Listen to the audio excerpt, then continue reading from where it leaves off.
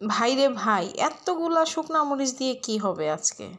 যদি দেখতে চান তাহলে পুরো ভিডিওটা দেখতে হবে। আসসালামু আলাইকুম, আপনারা সবাই কেমন আছেন? আশা করি ইনশাআল্লাহ আল্লাহর রহমতে আপনারা সবাই ভালোই আছেন। কারণ যে গরমে যে আমরা অস্থিরতা ছিল, সেই গরমটা আল্লাহর রহমতে এখন অনেক ঠান্ডা হয়ে গেছে দুনিয়াটা। এই তো আজকে আপনার শুকনা মরিচ ভেজে আমি রেখে দিলাম, আর বাকি 2-3টা শুকনা মরিচ দিয়ে আলু আর ডিম ভর্তা করছি।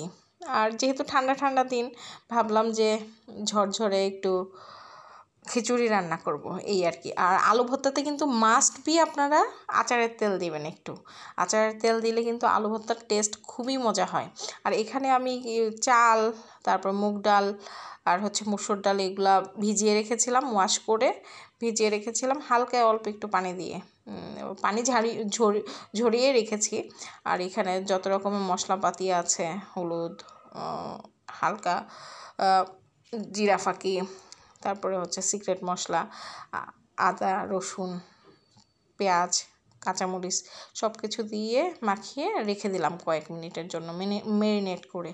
আর এইদিকে আমি একটু চিকেন রান্না করব, বাচ্চাদের ডিমান্ড, সেই জন্য চিকেনের জন্য আপনার সব কিছু রেডি করেছি। চিকেনটা আমি ভেজে নিয়েছি। সব গদবাঁধা একই রকমের চিকেন খেতে প্রতিদিন ভালো লাগে না, সেজন্য চিকেনটাকে একটু হালকা করে ভেজে নিয়েছি। আর ভেজে নেওয়ার পরে আপনার রান্না করব। আর অ্যাজ ইউজুয়াল আপনার সবাই যেরকমভাবে চিকেন রান্না করে ওইভাবেই, শুধু একটু ডিফারেন্ট কিছু করার জন্য আপনার ওই যে শুকনা মরিচটা আমি পেস্ট করে নিয়েছিলাম, এইটাই আর কি একটু ডিফারেন্ট। আর অত ঝাল দিই না, বাচ্চারা যেহেতু খাওয়া দাওয়া করে, আমি অত ঝাল খাওয়া পছন্দ করি না। এই তো। আর এতদিন আমি খুব কষ্ট করে আপনার ভিডিও করেছি, ইনশাল্লাহ আমার কষ্টের দিন থাকবে না। কারণ আপনাদেরকে যে মাঝখানে যেই ভিডিওটা দেখালাম, আমার চলে আসছে দারাজ থেকে, স্ট্যান্ড চলে আসছে, মোবাইলের স্ট্যান্ড।